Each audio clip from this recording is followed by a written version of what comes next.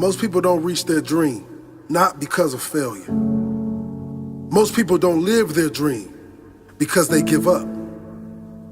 You see, it's not the failure that stops us, but that most stop at their first failure. Those who succeed don't stop at one failure. They don't stop at 10 failures. They don't stop at 100, 1,000, or 1,000,000. They say, this is my goal, and I will do whatever it takes to achieve it. I will learn the lessons from any failures. I will learn faster. I will work harder.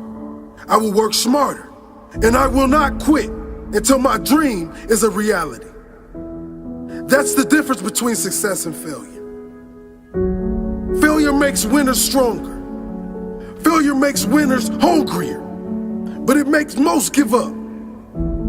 It makes most feel worthless. Winners don't enjoy failure, but they would never let failure stop them. Next time you encounter failure, you got to remember every great thing on this planet is here because the Creator learned what did work, but learned more from what did not work. When we are kids, we don't stop at failure. When we first learn to ride a bike, it's failure after failure. We get knocked down time after time, but we get up and push forward until we achieve our goal of riding the bike. But then we get old, and most of us get weak. We are too soft to get back on the bike. We come up with excuses. It must not be for me. No, you just soft. No, you just lazy. Tell yourself the truth. Get back on the bike. Learn why you failed, and make sure you don't fall again. Make sure you are stronger for having the lesson. Failure is not the end of your story. It is the start of your comeback story. If failure was the end of your story, there would be no greats. Greats like Jordan, greats like Einstein, like Edison, like Oprah Winfrey. If these people stopped at failure, the world would not be filled with their greatness as it is today. Failure is nothing but a lesson to the winner. Failure is nothing but motivation to the winner. Failure is fuel. No one likes to fail, but the difference between those that win and those that lose in life is the winner decides a better meaning for their failure. They decide never again. They declare, I will be better next time. Don't let failure stop you. Let it grow you. Let it develop you. Failure is not the end. It's just the start. The start of your comeback story. The only way you can call it a failure is if you quit. If you keep going, it's only a hurdle. One you will overcome. The only way you can fail is if you quit. Never quit. Keep pushing. You will get there in the end. Failure doesn't exist in the mind of a champion. All it does is push them to a higher level. Are you a champion? Will you accept failure or keep going? Learn the lessons, apply the lessons, come out stronger than before, and keep going. Some people fear failure so much they never try. They never even start. Some people give up right when they're about to succeed. They were so close, but they threw in the towel. Don't let that be you. Thomas Edison didn't fail. He found 10,000 ways that did not work. Guess what? He only needed one way that did work. Einstein said, failure is success in progress. Failure is just one more way not to do something. Keep going and you will succeed.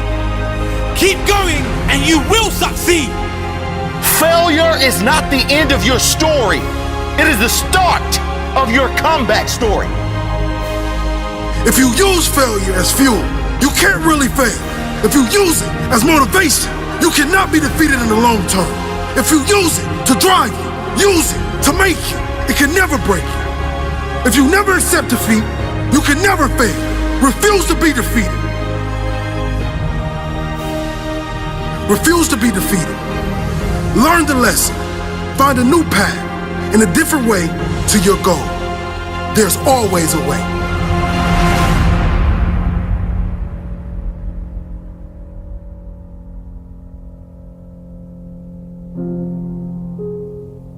People go to jobs that they hate, 87% of Americans, and guess what? And they pray they don't get fired. That's no way to live. That's why you're here. You just said, know what? No, I ain't going out like this. I'm telling you. And people think you're crazy, and you are. You got to be crazy today. You got to be out of your mind. My favorite book said, let that mind be in you. You got to have another mind in you that says, I got this. This is my life.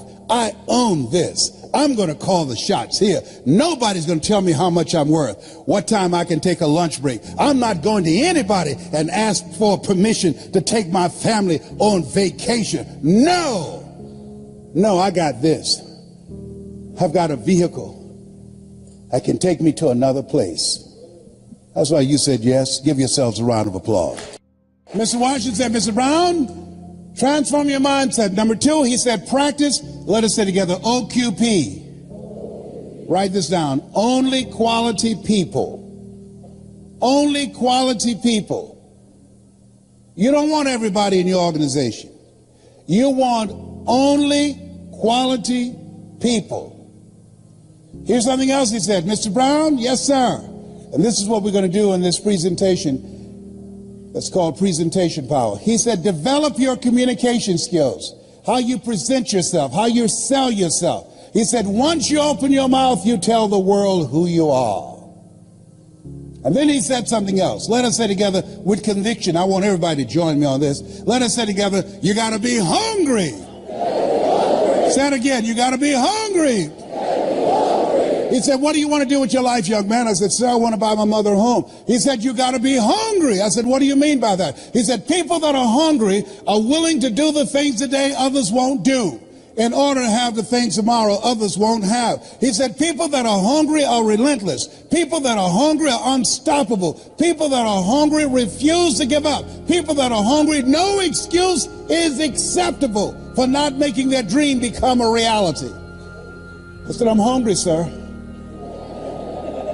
I'm hungry to take care of my mother. I'm hungry to that she'll never have to pay another bill once I turn 18. And she hasn't, Mr. Washington. I'm hungry, sir, for another life. I'm not going to die here in Liberty City. I want to travel, sir. I want to see the world. He said, you can do that, sir. He said, practice OQP, only quality people. If you run around with 9 broke people, he said, I guarantee you, you'll become number 10. He said, work on your mindset. Listen to these audio programs I'm giving you every day. Glenn Turner, Dare to Be Great, every day. Dr. Norman Vincent Peale, Jim Rohn, every day. Zig Ziglar, program your mind, Mr. Brown. He said, how do you plan to buy your mother a home? I said, sir, I want to become a disc jockey. He said, is that right? I said, yes, sir. He said, good. He said, work on your mind. Here are my car keys. What do you want me to do with this? At lunchtime, go in my car, turn on the radio, and listen to Paul Harvey. Why? He's the world's greatest communicator. You want to be successful? Yes, sir. He says, listen and study people that are great communicators. That's the key to controlling your future. I said, but that's at lunchtime. In order to be successful, you got to be hungry. You got to be willing to do the things today others won't do. Are you willing to do that to be successful? To buy your mother home? Yes, sir. Yes, sir. And that's what you have done. You've got some goals that you want to achieve. There's some things that you want to do. And you've said to yourself, I'm willing to face the no's. You said to yourself, I'm willing for people to laugh at me. You said to yourself, I'm willing to gut this out. You said to yourself, I'm willing to make this happen. You said to yourself, I'm going to do whatever it takes to build this business. I can do it. If anybody's ever done it at any point in time in history, then what's possible for one is possible for me, and I'm going to do it. That's what you said to yourself.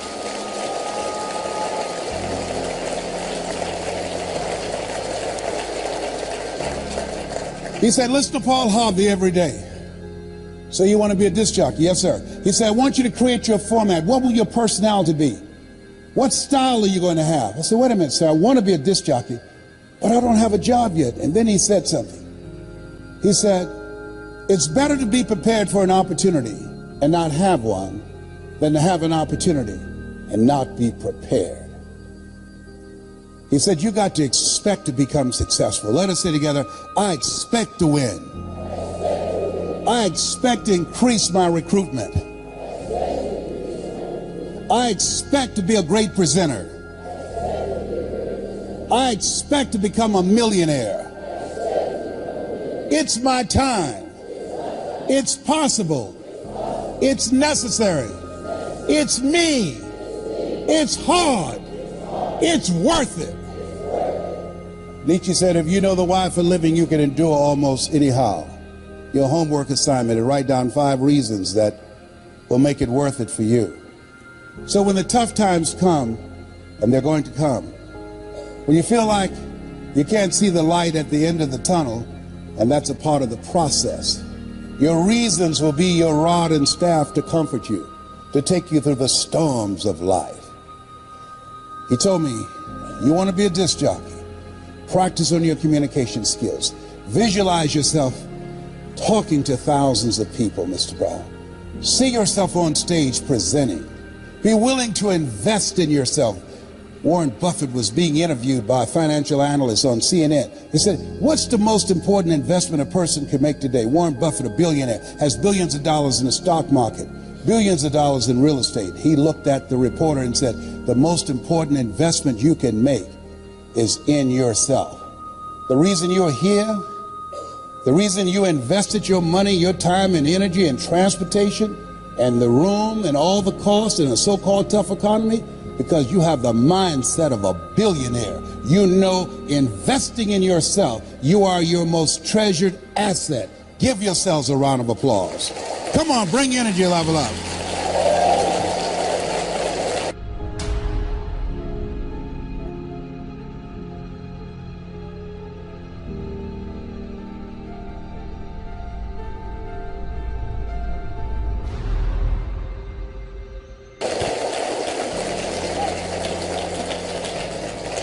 So he said, Mr. Brown, I've done all that I can do for you. You've got to go out and face the music. You go with the things I've taught you and make it happen. I went to WMVM radio station on Miami Beach. Milton Butterball Smith was the program director. Hello, Mr. Butterball. My name is Les Brown, sir. I'd like to be a disc jockey. He said, young man, you have any journalism in your background? No, sir, I don't. You have any experience in broadcasting? No, sir, I don't, but I practice every day. Let me audition for you. Let me show you how good I am. He says, no, we don't have any job for you. How many have been rejected? Raise your hands, please. I was devastated with rejection. I went back, Mr. Washington. I said, Mr. Washington. They said, no. He said, don't take it personally. Most people are so negative, they have to say no 7 times before they say yes. He said, you got to be hungry. Go back again. I said, yes, sir. I went back again. Hello, Mr. Butterball. How are you, sir? My name is Les Brown, sir. I'd like to be a disc jockey. He said, I know what your name is. Weren't you here yesterday? Yes, sir. Didn't I tell you no yesterday? Yes, sir. He said, then why are you back today? I said, well, sir, I didn't know whether or not somebody was laid off or somebody was fired, sir. Don't want to laid off or fired. Now get on out of here. I came back the next day, talking loud, looking happy, like I was singing for the first time. I said, hello, Mr. Butterball. How are you? My name is Les Brown, sir. I'd like to be a disc jockey. He said, I know what your name is. Weren't you here the last 2 days? I said, yes, sir. Didn't I tell you no the last 2 days? I said, yes, sir. He said, then why are you back today? I said, sir, I didn't know whether or not someone got sick or someone died, sir. He said, no one got sick or died. No one was laid off or fired. Now don't you come back here again. I came back the next day, talking loud, looking happy, like I was singing for the first time. I said, hello, Mr. Butterball. How are you? He looked at me with rage. He said, go get me some coffee. I said, yes, sir.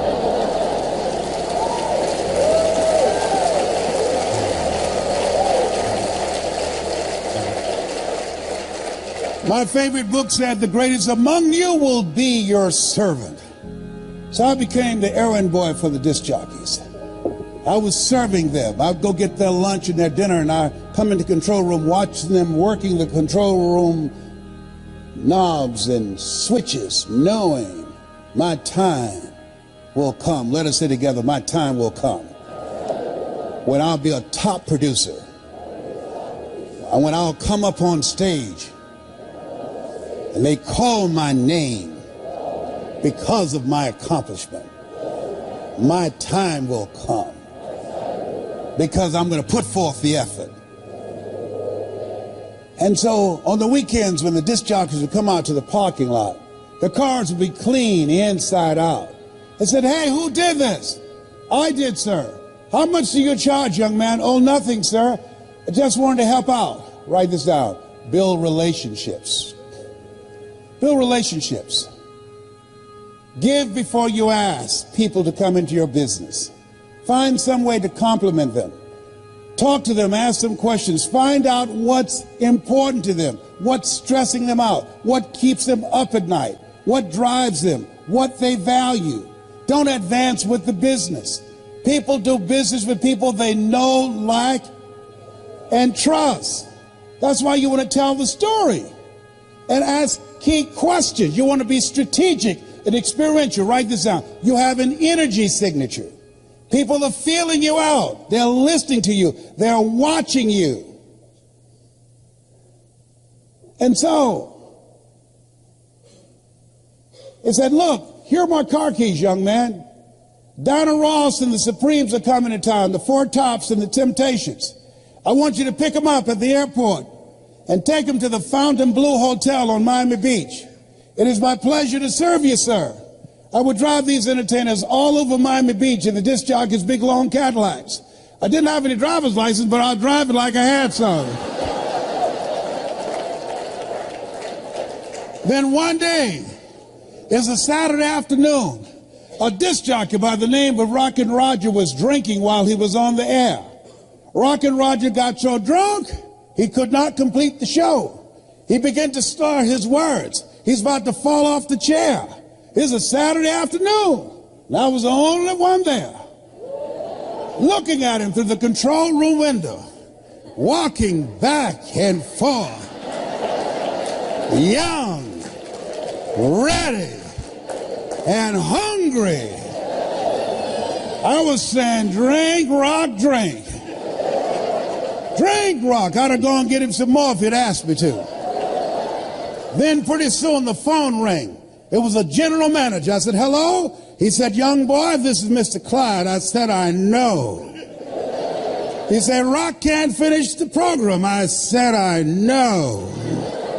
He said, will you call one of the other DJs in? I said, yes, sir. I hung the phone up and said, now he must think I'm crazy. I called my mama and my girlfriend, Cassandra. I said, y'all come out on the front porch, turn up the radio. I'm about to come on the air.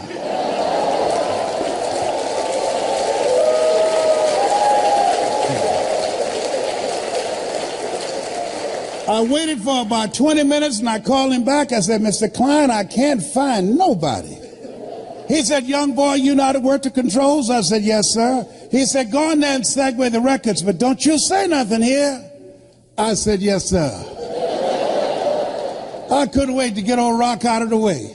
I put on a fast record. I said, look out, this is me, LB, Triple P. Les Brown, your platter playing papa. There were none before me, and there will be none after me. Therefore, that makes me the one and only. Young and single and love to mingle. Certified, bona fide, duly qualified to bring you satisfaction and a whole lot of action. Look out, baby, I'm your love man. I was hungry. Give the old man a round of applause. I was hungry. I was hungry. I was hungry. You gotta be hungry.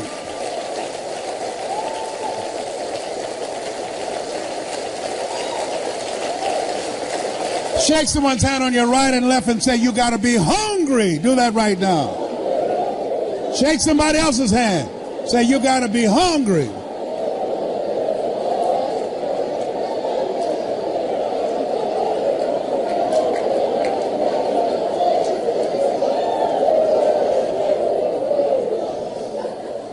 People that are hungry believe if you do what is easy, your life will be hard. But if you do what is hard, your life will be easy. People that are hungry believe what Zig said when he said, if you give enough people what they want, they will give you what you want. People that are hungry believe always strive to get on top in life because it's the bottom that's overcrowded. People that are hungry are uncommon people. They say yes to their dreams. They say yes to an opportunity where they can develop their entrepreneurial skills, where they can develop their mind and their leadership skills, where they can become versatile and flexible and create and build a business they can be proud of. People that are hungry have a vision of themselves when they leave here, leaving a legacy and not liabilities. People that are hungry understand that most people die at age 25 and don't get buried till they're 65 because they're not willing to take a chance on themselves. People that are hungry are a rare breed. They're risk takers. I don't know what you want to do.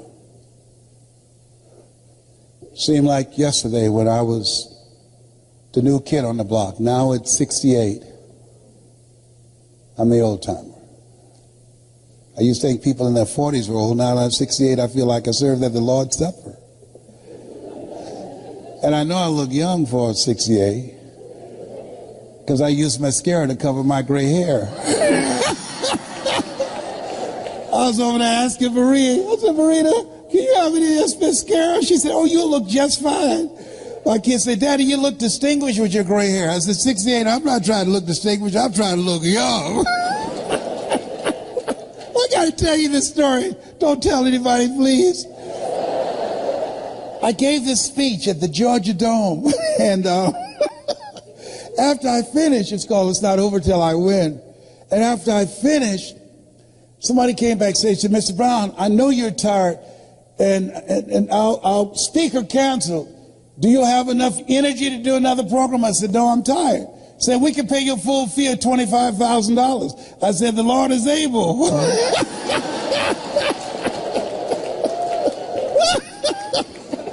So they took me over to the Georgia World Congress Center. And it was an intimate setting. People were very close to the stage. So I looked in the room, and then I went in the restroom and got my little Mademoiselle mascara out to cover my gray, you know, Eva Bush stash and everything. So I came in the room. The lady wanted everybody to know that she knew me. So she said, there he is, Les Brown. I came up on the stage. She holds her cheek out for me to kiss it. I kissed her on the cheek and left this big black smudge on her face. I said, oh my God. So I didn't know what to do, so I just sat down. So the people down front started saying, there's something on your face. She looks at me, she said, what are they saying? I said, I don't know. Then one nosy lady went over there, opened up her pocketbook, and gave her a mirror. Now, nobody asked her to do that. Getting in the Kool-Aid, don't know the flavor. She looks and see the big black smudge on her face. She said, how did this get here? I said, I don't know, you think maybe some of this rubs off?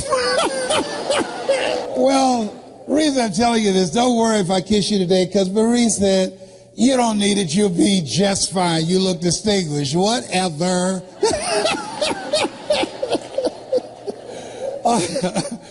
How many of you like to learn how to improve your presentation skills? Raise your hand. We're going to do a webinar that will walk you through a process and teach you how to tell your story. So you can speak in your community on a volunteer basis and be able to make a difference. How many of you like to make a difference with your story? Raise your hands. Very good. We will show you how to do this. I've been doing this now for 40 years.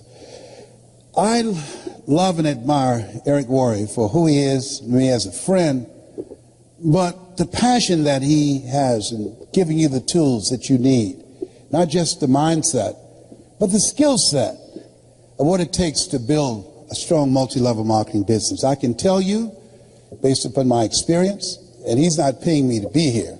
He's got a blue light special going on up in here. This is my friend that I love him. There are a few people who can call me, and I'll get on a flight and only had 4 hours of sleep to come in to speak. I was very subdued and conservative today, but I love and admire him. I'd like to leave this with you. After leaving Zig's memorial yesterday, who was a great man, who contributed so much to so many people, I said, God, let me touch and change millions of people's lives like Zig has done. Let me make my mark. Like he made an incredible mark. Let me touch hearts and minds like he touched me when I first saw him. And I drove many miles, 400 and 500 miles, to see him and Jim Rohn and Dr. Norman Vincent Peale and Charlie Tremendous Jones. Let me be an instrument to give people hope, to inspire them to expand their skill set, to encourage them to create collaborative, achievement-driven, supportive relationships. God, let me live a life that counts, that means something to people. God, help me to be able to inspire people like Mr. Washington inspired me, like Mike Williams, my mentor for the past 43 years, who saw something in me I could not see in myself, who believed in me when I didn't believe in myself. Please let me live a life that matters. I want to leave this with you. At this stage of my life, my goal is to train 100,000 speakers who will have one message: hope, skill set, and collaborative relationships that will change how people think, how they feel, and how they act. 100,000 people outside of religion and outside of politics, both of which I believe polarize and divide people. 100,000 ordinary people who want to live an extraordinary life. God, give me the stamina and the vision to use my gift that you have given me to work with people who are hungry to make their lives count. I want to leave this with you that my mother used to love to say to me when she was in pain. Leslie, yes ma'am, come in here. Yes ma'am, mama. What is it, baby? Say that thing for me, boy. That makes me feel good. Yes, ma'am, mama. My mother's dream was to raise 7 children she didn't have, to make sure we had a roof over our head and food on the table. And she never failed. We never went to sleep hungry. She's a hard worker and she had faith. I remember the first home I bought her in, this home she saw. I said, Mama, how you like this? She said, if I lived in something like that, I would feel like Mrs. Rockefeller. She didn't know I had planned to get that home for her. I purchased the home and I said, Mama, I think I know the people who live there. You do? I said, yes, ma'am. I said, I'm going to stop in and say hello. And I drove there and I opened the door. And she got out, and Mama at that time, around 76, she held my arm and we were walking toward the house. She looked at how beautiful this house was. She said, Leslie, you sure you know these people? Yes, ma'am, Mama, I do. And we got to the door, and I couldn't hold it anymore. I reached in my pocket, I took the key out, and I put it in the door. I said, Mrs. Rockefeller, this is your home. She said, Leslie, what are you talking about? I said, Mama, I bought this for you. I pushed the door open. She stuck her head in the door. She said, anybody home? I said, no, Mama. Nobody's here. This is yours. It's fully furnished. Multi-level marketing made that happen. This is going to happen for you. It's already happened for some of you. Mama has since passed. She was born on November the 6th, just like Zig. I remember her walking around the house looking and said, thank you, Jesus. Thank you, Jesus. And Wesley, you were such a problem kid. You were so crazy. I said, I know, Mama, but I'm rich now.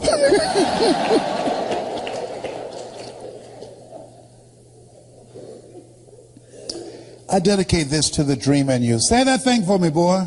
Yes, ma'am. If you want a thing bad enough to go out and fight for it, to work day and night for it, to give up your time, your peace, and your sleep for it, if all that you dream and scheme is about it, and life seems useless and worthless without it, and if you gladly sweat for it and fret for it and plan for it and lose all your terror of the opposition for it, and if you simply go after that thing that you want with all of your capacity, strength and sagacity, faith, hope, and confidence, and stern pertinacity,